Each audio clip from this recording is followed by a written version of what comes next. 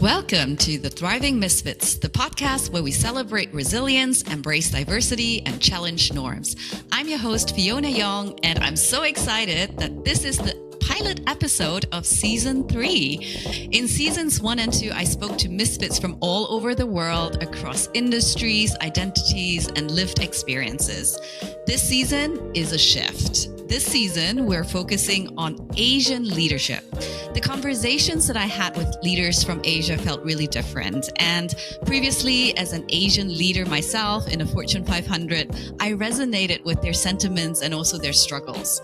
Because many of us have been shaped by leadership frameworks that weren't necessarily built in our context. They were developed in Western environments with different assumptions about authority, communication, and what good leadership looks like. And when we operate in a multinational corporation reporting into or working alongside Western leadership, that gap becomes even more visible. It shows up in how influence is read, how confidence is interpreted, and whose voice gets recognized. And for many Asian leaders, this is where the bamboo ceiling becomes real, not always explicitly. So this season, Season 3, it's all about exploring that tension.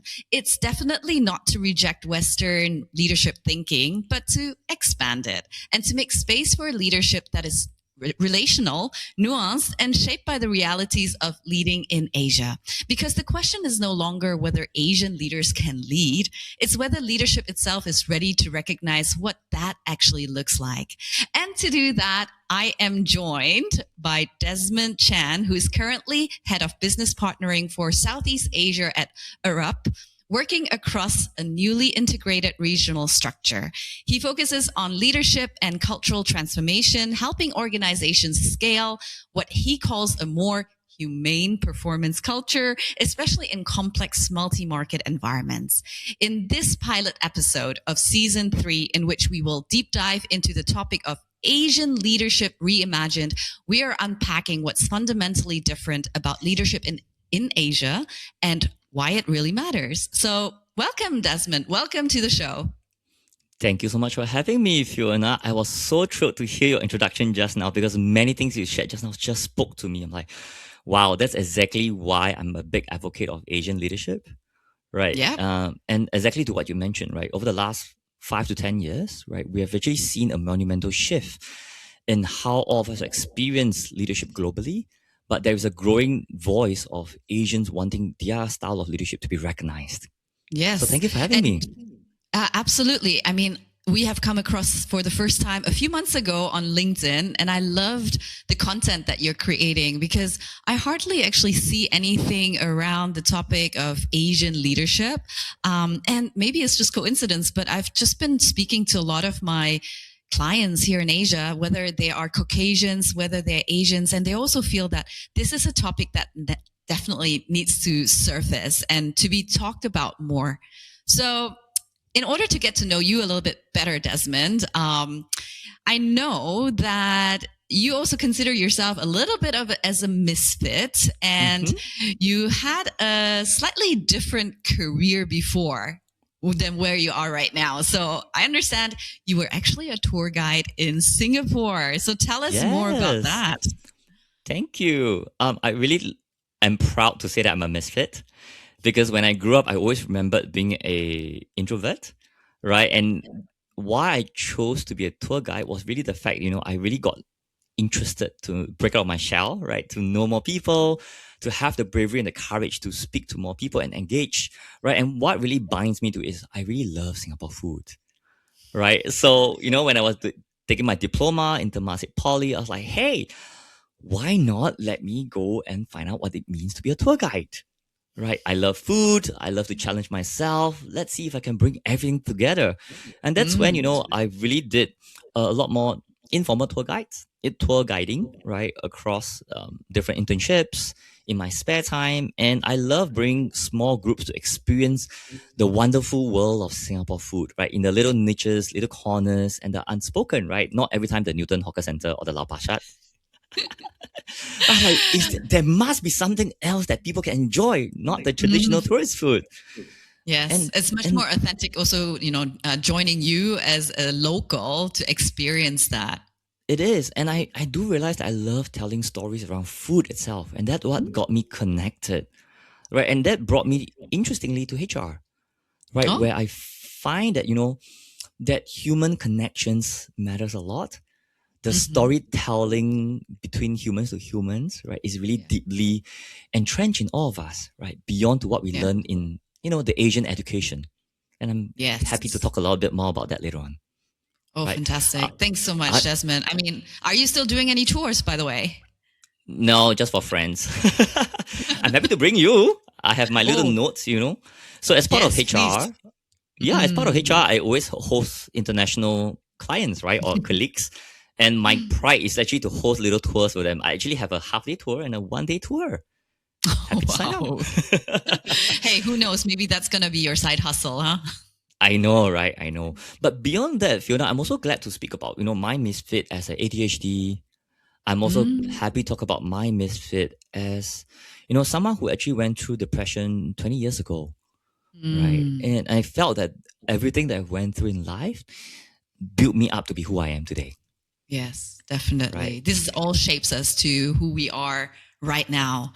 So Desmond, let's start our conversation today around Sure. leadership in Asia. So you've spent Mhm. years operating across Southeast Asia. What kind of patterns actually started to stand out to you about leadership here?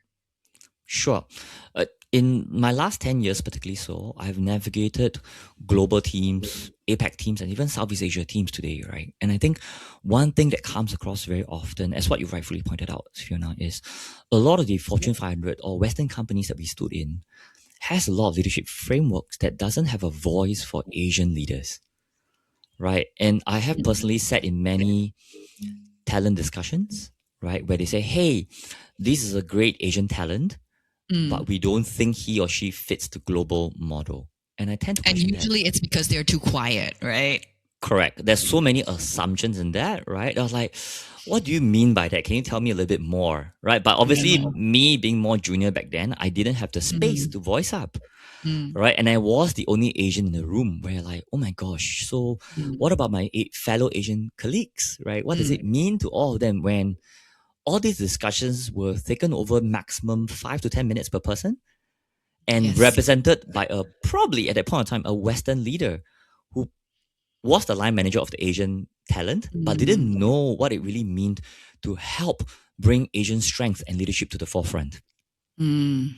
Right. Was there a particular moment, or was that the particular moment where you realized that those leadership approaches or qualities weren't fully landing? Yes, I would say so, Fiona, because I was privy and front and center, right, of all those talent discussions where, I will not cite specific models here, but every model out there tend to swing around. I'm just going to put it this way: swing around. Oh, you must be charismatic. You must speak so well like a TED speaker. You must hold a room. You must be very confident. You must be able to, be an individual, right?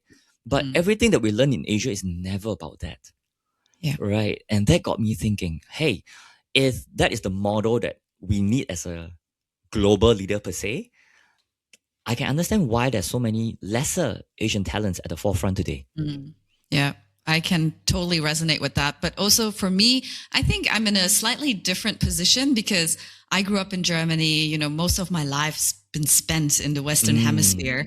I just look Asian. I think one of the challenges that I primarily face is that I I look Asian, I look Chinese, and I'm a female. So when I Mm, communicate my leadership style, I would say it's still a bit of a banana. And then people get put off, right? They see this mm, Asian lady and why is she so fierce, right? Why is she so aggressive? So yeah, I can definitely relate with that. And I just want to go a little bit deeper into that tension between global frameworks and also local realities. mm. What are leaders missing when they apply the Western leadership playbooks here in Asia? We talked about, introversion. We talk about charisma. What else is missing?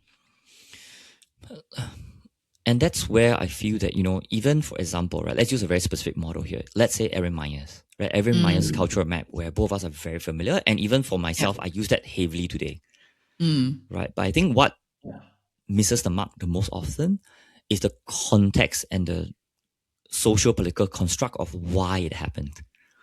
Right? We could take a very broad brush and say, okay, let's say country A in Asia is focusing on harmony, but do we even understand the why and how people grew up with it?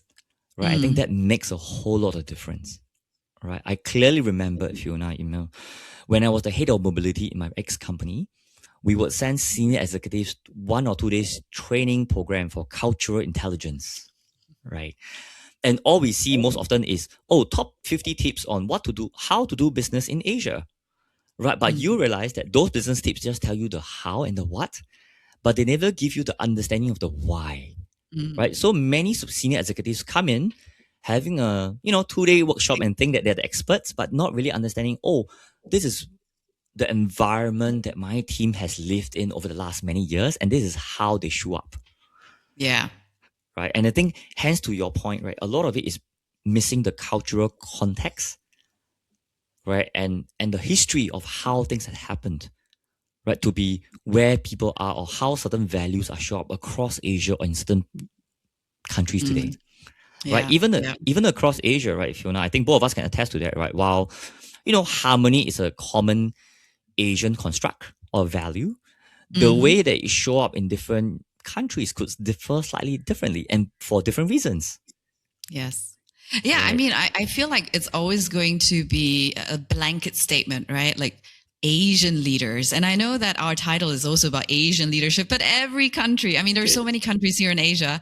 They are so different. They're fundamentally different. Even, Malaysia and Singapore, neighboring countries, they act, they behave, they communicate differently. So how do you as a leader, whether you're a Western or an Asian leader, can actually adapt to that in order to engage with and effectively communicate and lead your teams there, right?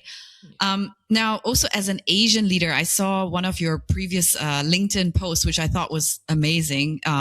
Because not a lot of people actually look into that in such detail. You mentioned about the 3 layers of pressure Asian leaders are experiencing. So you talked about the talent retention pressure, the regional complexity pressure, and also the national narrative pressure. Can you share a little bit more to our listeners what you mean by them? And how can we as Asian leaders navigate through that smoothly and effectively? Sure. And let me help, Fiona, to give more clarity, right? Over the last 5 to 10 years, we have seen the rapid acceleration, right, of Asian businesses worldwide, where many Asian businesses are also becoming more globalized. And what I find out over especially the last 2 to 3 years, is the fact there's actually a quiet expectation for Asian leaders to actually rise to the top and say, hey, now we are global leaders. But taking a step back, right, very often is the fact that we forgot that many Asian leaders today lived in very homogeneous societies, right? And what we said with that tension expectation is the fact that, hey, I have lived the last 30, 40 years as in a homogeneous society, but tomorrow I'm expected suddenly to be a lot more sensitive to nuances, to cultures, to different values, different upbringings. And that's where most Asian leaders struggle, right? Because they never had the understanding and appreciation of it, except for some that really spent a good number of years who lived overseas. But if they have only been in the same country for a lot number of years, that's where those number of tensions do come up very often, right? And in my one-to-one conversations, Fiona, with different Asian CEOs and Asian founders, right, they started to say, hey, I'm very keen to grow, my business is expanding, but I'm realizing that my leadership is not catching up quickly, right? And hence that is the tension that we're starting to see a little bit more, that actually a lot of the Asian businesses want to grow, but they can't catch up from a leadership perspective in how their businesses has been scaling. And they end up very often, the founder and the C-suite is actually the biggest blocker to their own success. What kind of key advice would you give them? I'll probably say, before you scale the market or you scale your product, lead with curiosity to understand the market a little bit more, right? Because most companies, I would say today, is trying to catch the wave of, hey, let's expand very quickly, and catch the momentum and catch the wave.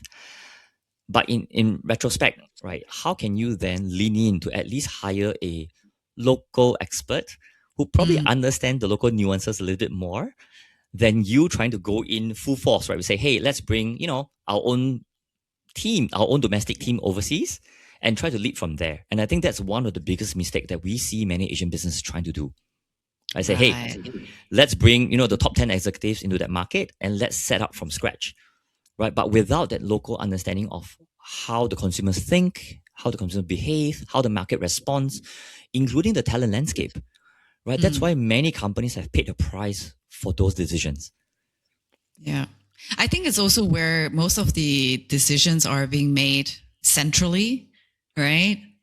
Instead of in the local markets. And I guess it's also due to cost reasons to have hubs rather than having all these in-market business units.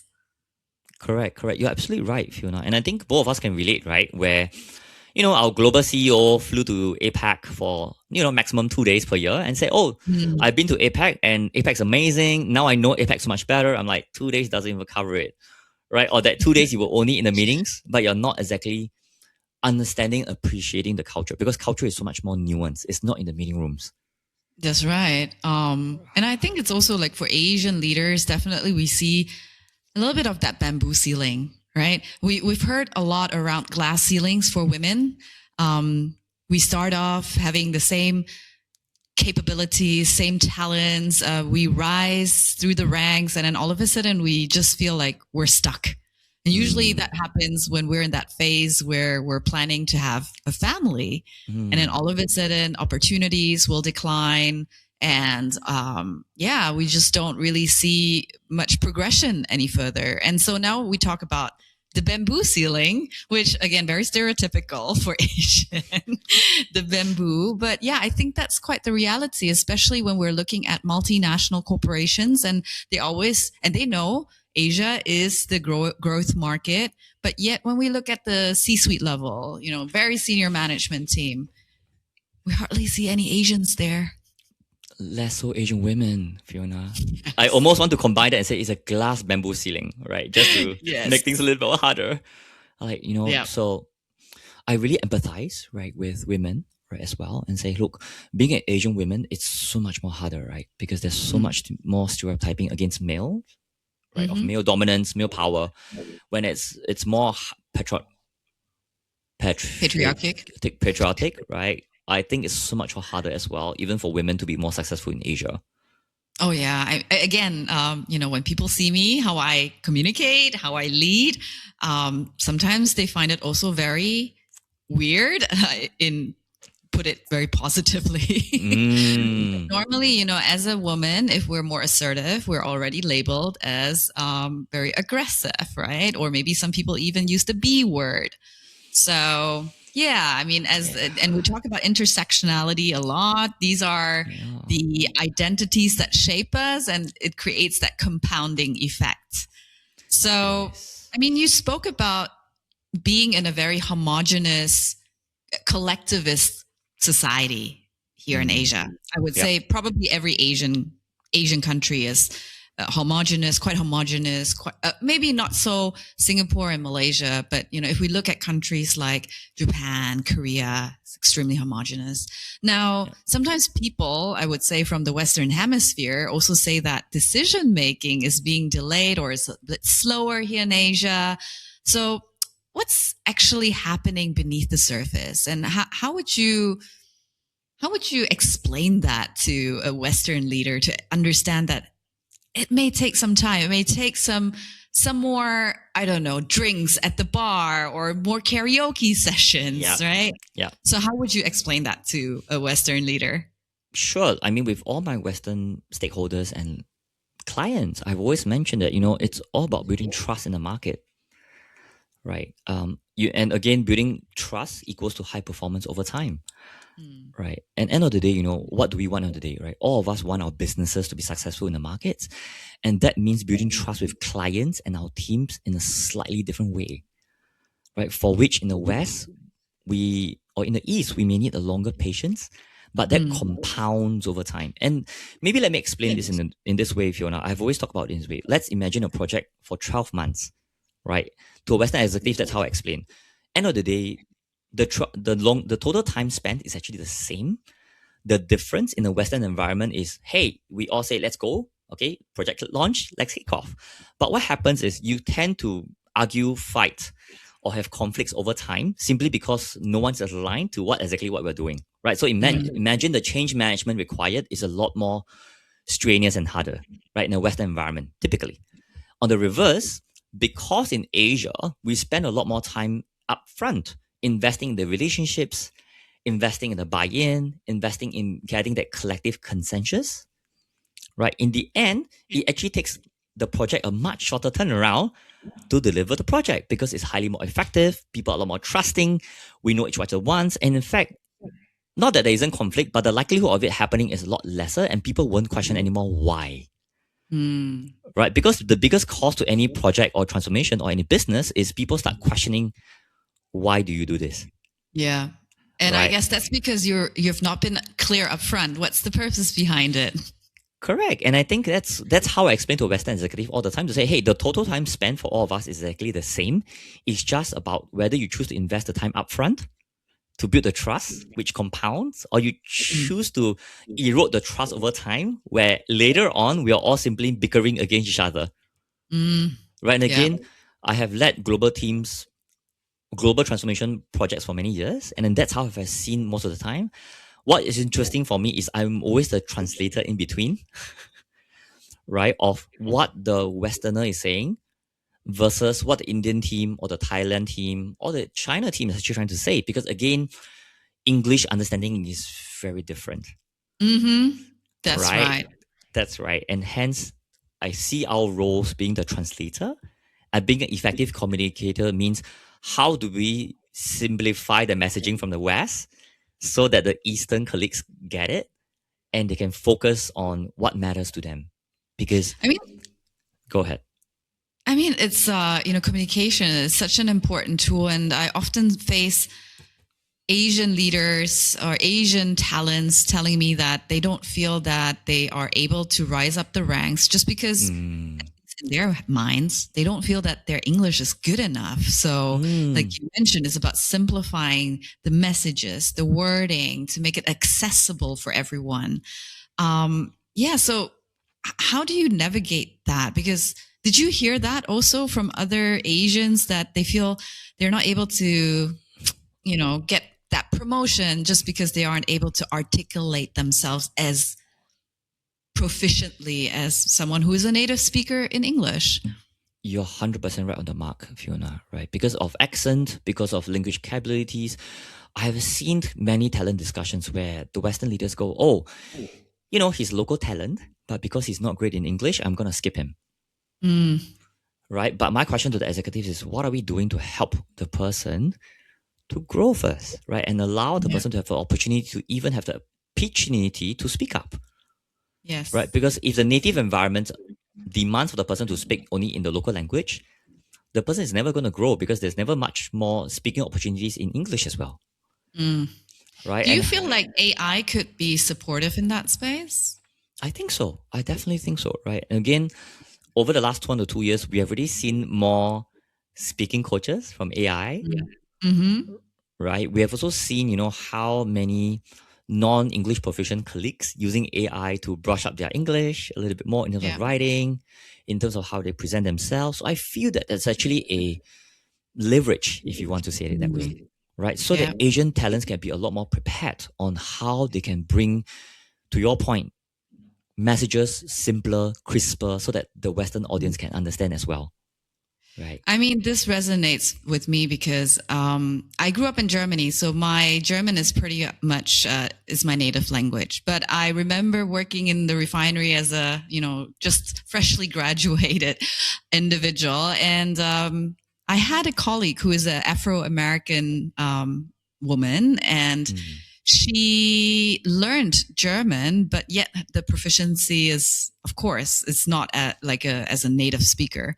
So my colleagues in Germany actually labeled her or felt that she is probably not capable in her job as an engineer based on her accent, based on how she phrases herself, right? What kind of words she uses. So that actually traumatized me as well, because when I then moved to Asia, to Hong Kong in 2010, so 15 years ago, more than 15 years ago now, I also tried not to speak or learn Cantonese because I felt that I would never be good enough for people to take me seriously. So for me, I was able to kind of navigate it in such a way that I would still speak in English, but I have learned the passive vocabulary of Cantonese. So my colleagues, my team members will respond to me in Cantonese and I'll respond in English. So we're using the comfortable language.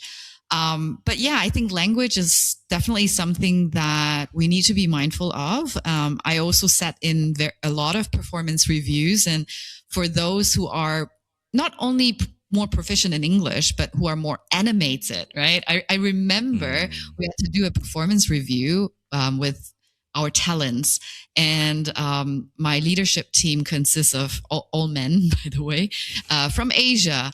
And there was this particular talent in APAC. He's from Korea, and in one of our leadership offsites, he performed back in the days, like that's how long ago that was. He performed the Gangnam Style dance, right? Oppa Gangnam Style. And then because he did that, it was just so ingrained in the leader's memory that, oh, he is someone who is daring, courageous.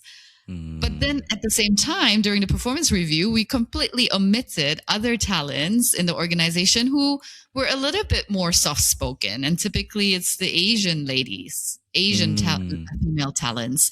So I had to speak up because I was like, just because he danced Oppa Gangnam Style does not necessarily mean he is ready for a promotion, right? Let's look at this other person, for example, what she has done. But I think it's really about that, the communication and how that's being perceived, and such a misconception, right? Or a myth that you are a great leader just because you can speak well. Yeah, I totally relate with that, Fyiona. And that reminds me of a recent story that I've collected, that I actually have people who walked up to me and saying, Desmond, I've actually performed well in my role. I did all the contributions that management expected from me, in fact, exceeded expectations. And the feedback that came around was, oh, because you weren't networking in the office, because you weren't drinking coffee with the boss, I'm sorry, you're not seen as being collaborative. I'm like, what on earth is that? Oh my gosh. Right? I don't think that's the right reason. Come on. I know. So I was like, oh no, that's another colleague who just felt so demotivated. And this seems to be a very classic Asian story, Fyiona. As I engage with more and more Asian leaders, that seems to be a very classic narrative. What's your thought? Have you heard around it with your clients as well? I mean, I have a personal story. The thing is, I just really enjoy hanging out with, my colleagues, senior leaders, even after meetings, especially like at offsite meetings. I would meet up with them for a drink afterwards. But I also realized that, especially for my female fellow talents, Asian women, they don't enjoy that, right? And we have to respect it. For me, I would say, because I enjoyed it, it opened up a lot more doors. Yeah, so for me, it was definitely a positive aspect, but I also now, will speak up for those who are not like that. So just because you have lunch and you're schmoozing the top management, you're able to influence upwards, does not necessarily mean you are the perfect leader for that job. And you don't need to be articulate. You don't need to be a TEDx speaker. I mean, kudos to you if you are also great at, on stage. But at the end of the day, it's about, how do you influence? How do you engage? How do you inspire your team members, your stakeholders, your clients? Definitely, Fyiona. And I've always remembered this, right? In some industries, right, where or in some countries where you need to hang out after work to build trust, right? I do realize that Asian females are always disadvantaged, right? Because they need to go back to their children, they have duties and so on and so forth. But the men will always hang out in groups Yeah. to drink, right? To have Mm-hmm. after dinners, discussions, and so on. And women are never part of that, Mm-hmm. That's true. right? I mean, And I remember when I started working in the refinery, in order to actually connect with my colleagues and with the management team, I didn't pick up smoking really, but I started to smoke more often. oh gosh, Yes, okay. yes. So that started that whole thing as well. Because I'm not sure whether you watched Friends, but there was this one episode with Rachel because she didn't smoke and her colleague did. Her colleague constantly had these offline conversations Yep. and got all the intel, all the all the gossip that helps her in her career. And then Rachel also felt that she had to start smoking in order to mingle and be in that in group. Yeah, I totally can get that, right? So many females always came up to me and said, look, I don't feel safe, right? Because I had to drink at night, right? While my Yeah. spouse doesn't really approve of it.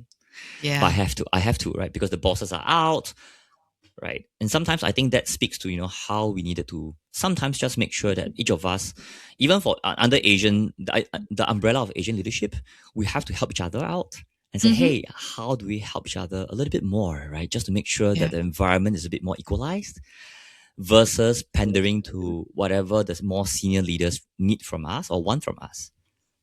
That's right. Now let's make it practical. Yeah. Let's make it real for the leaders listening. What is one shift that you want to see or that you are maybe even trying to support in what you're doing right now? What is that one shift that you would like to see, and how can we see the shift? Who needs to be involved? What do we need to do so that we can finally break through that bamboo ceiling? Sure. Thank you for asking that great question, Fiona. Where I started from, and I seem to went to the rabbit hole in this, is really the fact that, in the past, I always think that it's absolute of values, where the West talks about, you must be either extrovert or introvert, right? And that's how most personality assessments will do to you, right? Where they box you up in a certain perspective. Where I say in this new world, especially for Asian leaders, is let's celebrate our Asian strength, right? Let's put a voice and authority to how we grew up, and that is still who we are, and allow the space of, how do we allow both the Asian and the Western values to both come together and forge our new identities as global leaders. Yes. So that it's not a case of, either or, right? Or fitting in. Or in my own world, right? In my own words, sorry. It's about the yin-yang leadership, where it's a harmony, right? Of values, where wisdom comes in the perspective of being able to live in the tension, being able to discern, right, which one is more suitable for which situation, rather than saying, oh, it's an absolute of either or. Because the world don't need an either or, the world needs an and. Yes. Amen to that. Yes, it is. It is. And I came to coin this little phrase is around the truth of both worlds. Right? Where I said the truth of both worlds says that either both of them are truths, and we should not claim them or push them away or deny of ourselves of how we have seen the world. Yeah. Right? Nor allow Western frameworks to redefine who we are. Right? And I almost... And at the same time, not bashing the Western frameworks, it's right? Not. It's not. It's about giving space to both, right? And say, hey, for the last 100 years, right, well, we have seen, Western philosophy, Western literature, Western leadership, rising to the top with the big fours, but here is about, with the growth of Asian leaders to the forefront, right? Yeah. How do we recognize there's space for Asian leadership and Western leadership, right, to coexist? Yes. Right? And hence, my preach for yin-yang leadership, right, where it's all about harmony, right? And we help leaders across the world to recognize there's space for both. That sounds fantastic. And I feel that we could go on and on with our conversation. There's like no end to it. But I know, Desmond, you also have you built up a community, right? That's correct. Yeah. Tell us a little bit more about that. Sure. I probably started it about 2 months ago, Fiona. It's actually called Sunrise Collective. And maybe why the name first, right? Because when I went into this deep research into Asian leadership, right, I found out that actually there's a common unifier among all of us in Asia, and that's the sun, right? And when I talk about yin and yang, it also reminds me about the day and the night, right? Where, for every day, there will always be a new beginning. There will always be a brighter future. And that's what I hope Asian leaders can see for themselves, right? That, the moment will come when we will have a brighter future tomorrow, as long as we work towards it as a collective, right? And the sun in many cultures in Asia represents strength, hope, resilience, positivity, and so much more that we in Asia can look towards it. Right. And I created this collective movement where I say that, no, it's about us coming together, right, as a platform, right, as a movement where all of us can celebrate each other's strength and help to rally to the front on what it could be for us when we give authorship and a voice to Asian leadership. Because today, even as I went to deep research, there isn't any clear definition on what Asian leadership means. There isn't any clear literature to what it could mean, right? Except for the fact that, Fiona, in China, in Korea, in Taiwan, in India, right, so on and so forth, right? Even in Southeast Asia, we have centuries or if not thousands of years of wisdom in us, right? Actually, we don't need to create new things, but actually many of which we have lived through it. Yeah. We have seen through it, and those wisdom have shaped our societies for many years. We don't need a new voice per se, but we probably need to give a new identity, right, to those ancient wisdom to say, hey, how does this ancient wisdom shape in this new modern perspective of the world that we live in? Yes. And that's my opinion. Beautiful. I think that's beautiful because, again, we don't need to reinvent the wheel. It's already existent, but we can leverage on what we already have. And so I'm really excited to be also part of your collective and looking forward to initiatives, because I think it's also important that we don't just profess messages, but we really reinforce it with our actions.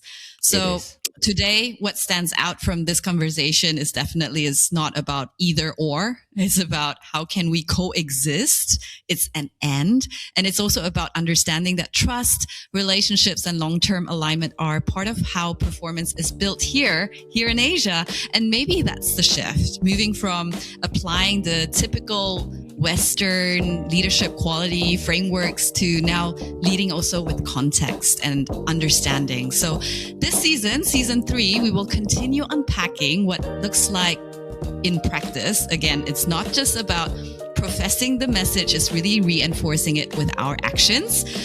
We're going to be talking with a lot of other guests across different markets, leadership challenges, real situations many of you are navigating today. And if this conversation resonated with you, make sure to follow or subscribe to the Thriving Misfits so you don't miss the upcoming episodes. And if you know someone leading across Asia or working across cultures, share this episode with them. This is a conversation more leaders need to be part of. So Desmond, thank you so much for setting the foundation with us in this pilot episode. How can we find you if we want to know more about Asian leadership from your perspective? Sure. Feel free to find me on LinkedIn, or if you're ever more curious, please, you're welcome to join the community as well. Thank you for having me today, Fiona. Fantastic. And Desmond, this is probably not the last conversation that we're having together in season 3. I feel that there's just so much to unpack further. And well, thank you everyone, whoever is listening. We'll see you in the next episode where we break the bamboo ceiling one conversation at a time. Thank you everyone. Thanks for the time. Bye for now.